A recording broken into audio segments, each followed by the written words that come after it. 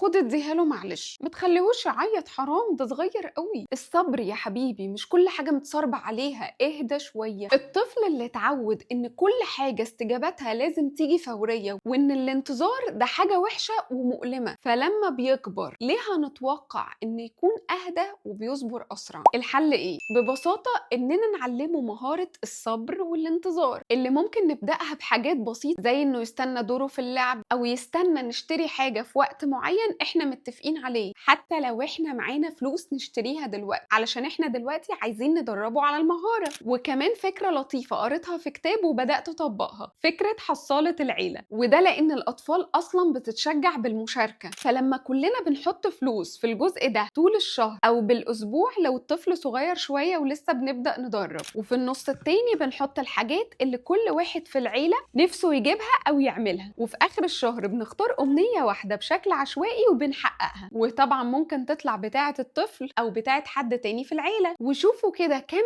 حاجه الطفل هيتعلمها في الموقف ده. اتعلم يصبر لمده طويله، وكمان يصبر بعد المده انها ما تطلعش امنيته ويستنى للشهر اللي وراه، وانه يفرح لغيره ويستمتع معاه بامنيته عادي. وصدقوني الحاجات البسيطه دي هي اللي بتعمل فرق كبير في شخصيتهم لما بيكبر. اتمنى تجربوا الافكار دي وتشاركوني بالنتيجه.